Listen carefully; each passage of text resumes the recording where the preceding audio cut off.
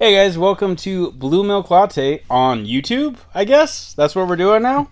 I'm Kent, Blue Milk Latte Salas, and this is... Christophsis Meade. Hey guys, welcome.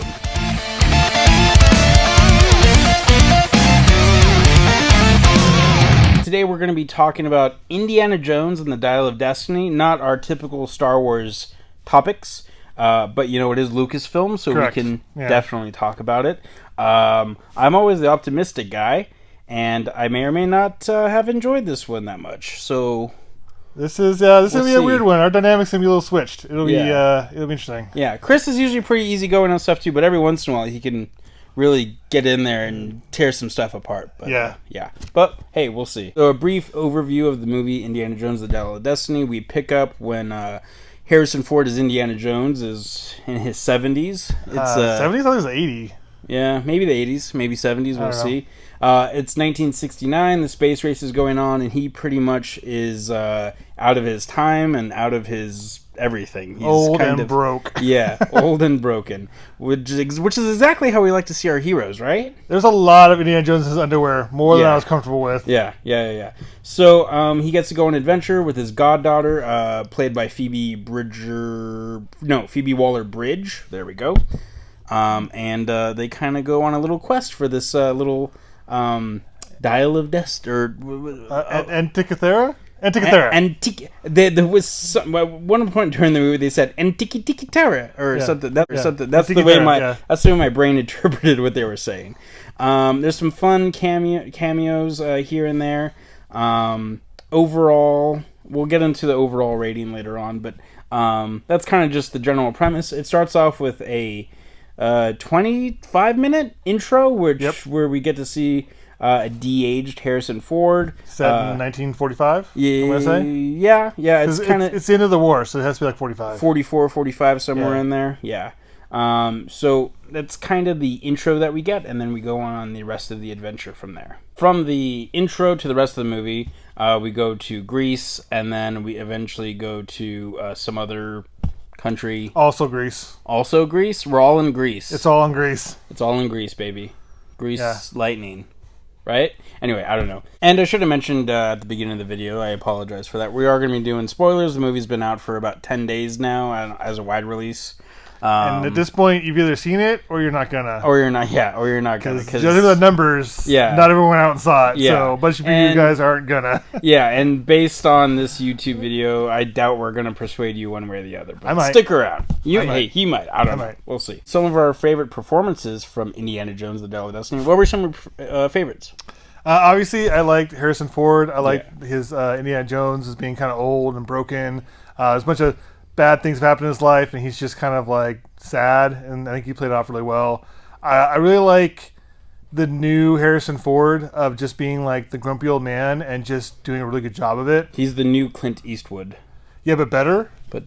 More charismatic than Clint Eastwood. There you go. Yeah, he's definitely more charismatic. Yeah. Like, I love him on this. I love his character on Shrinking on Apple TV Plus. Like, it's also kind of this grumpy old man character that's really good. Mm-hmm.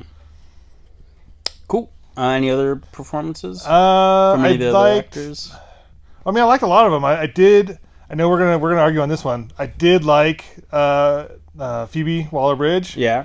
I thought her character was kind of fun. Yeah. I felt her character fit an Indiana Jones like female lead. It's kind of a different one, but every movie has a little bit of a different female lead. Mm-hmm. I think this one, she was a different kind of angle of it than we've seen before. Yeah, for sure.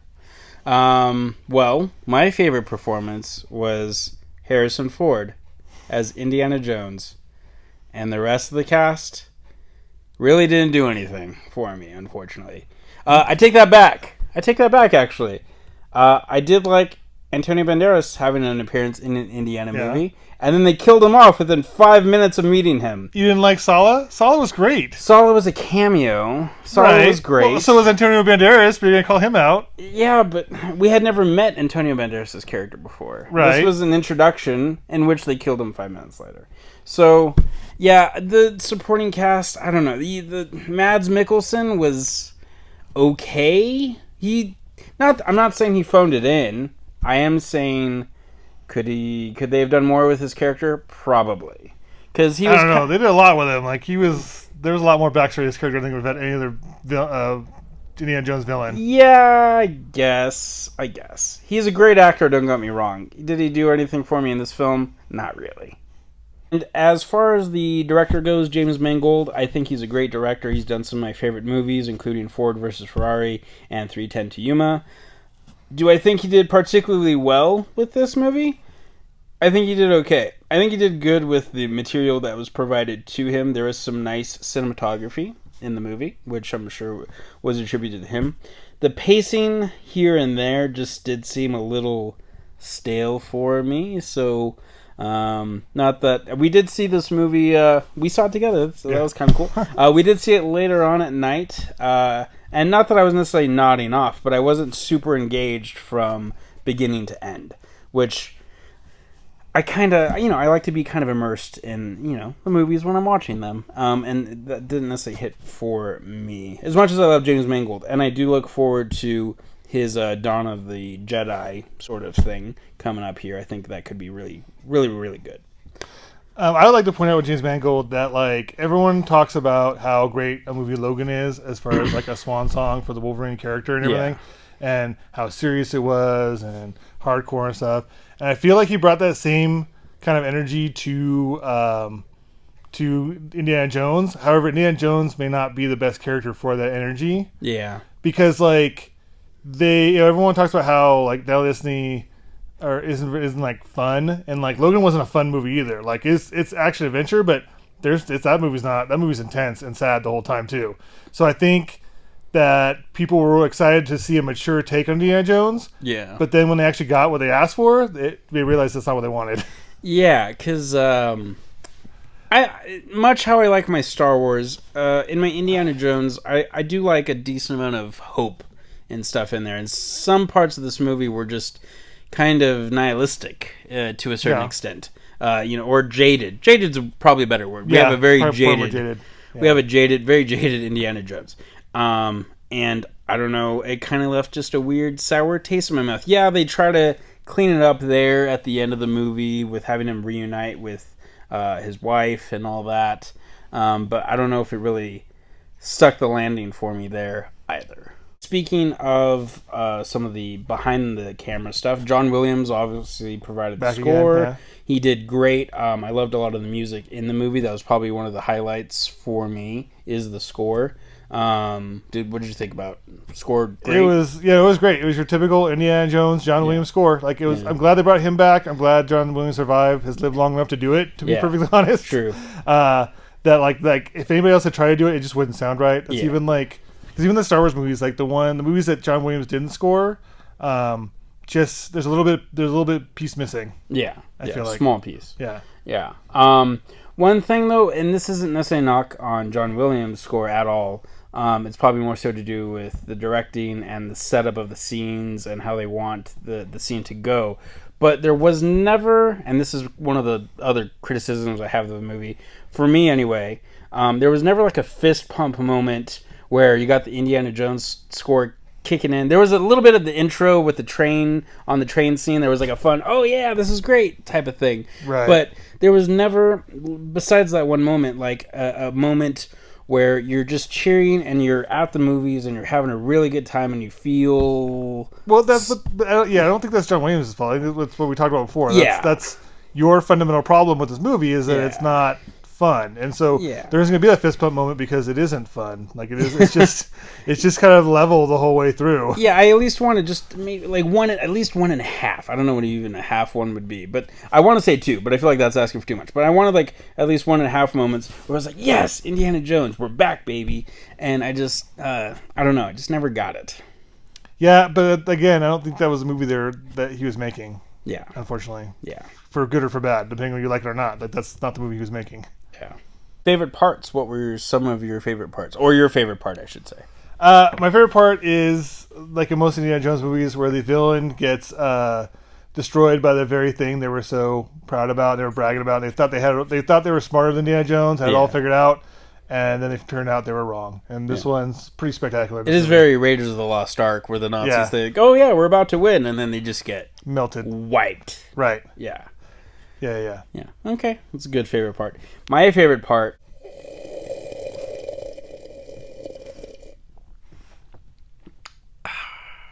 My favorite part, and I might be going just I want the original trilogy back or something like that, was the opening scene. Just on the train, him making his escape. The de-aging thing, it for just a brief moment at the very beginning took me out of the movie. Yeah. Just a smidge. Because as good a job as they did, there's still just that tiny smidge of the uncanny valley. Sorry, and Right. it's just.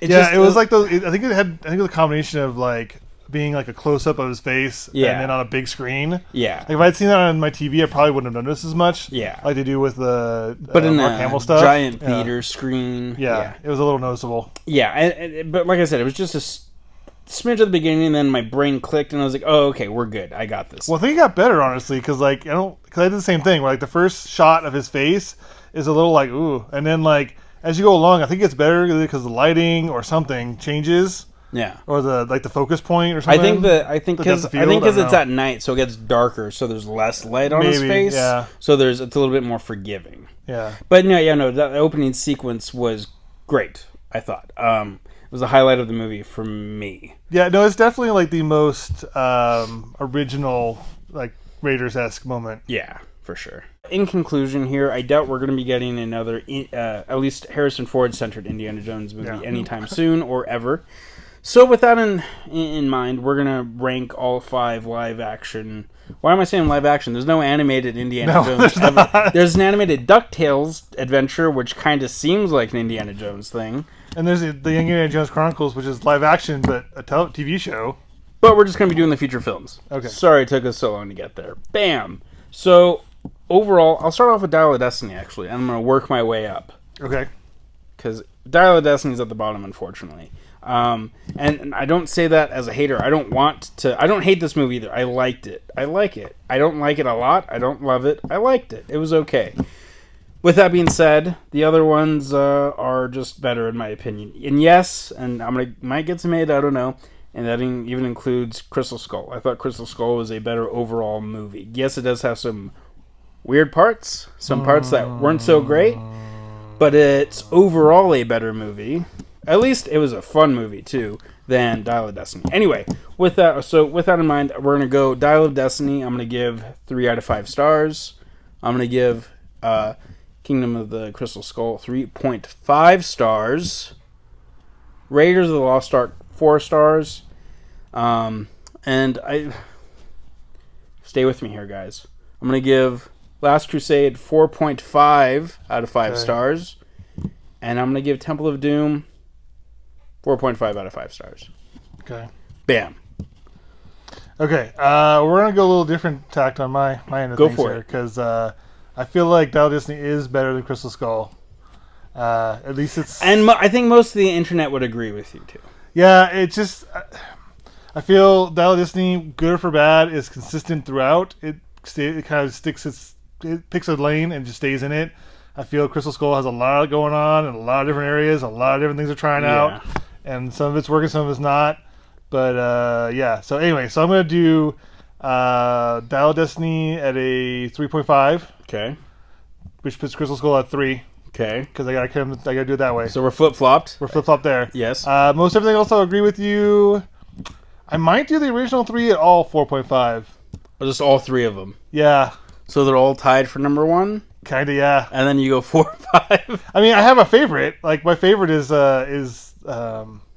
probably Last Crusade. Yeah. And then it's kind of a tie. It is a tie between Raiders and Temple of Doom. I think they're both kind of equally good. Going back, I think one last statement I want to make is going back to the whole fist pump moment of just how I like Indiana Jones and stuff. And I'm sure we all have very similar experiences, much like we do with Star Wars.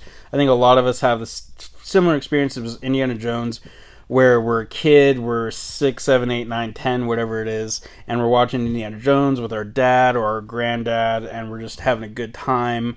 And then, we're just, hopeful, feeling like a kid, having fun, being a little scared for Indy, but eventually knowing that he's going to come out on top. That's kind of, I think, the all shared experience that most of us have. With that being said, Temple of Doom gives me like one of those fist pumping moments, I think, like every 5 to 10 minutes, if not more. As to where this movie gave me like one. So I think when you look at those two, that one parameter, that's not the only parameter I'm judging this movie on necessarily either.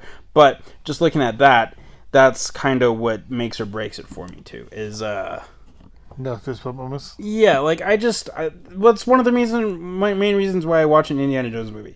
You have a rough day in the quote unquote real world.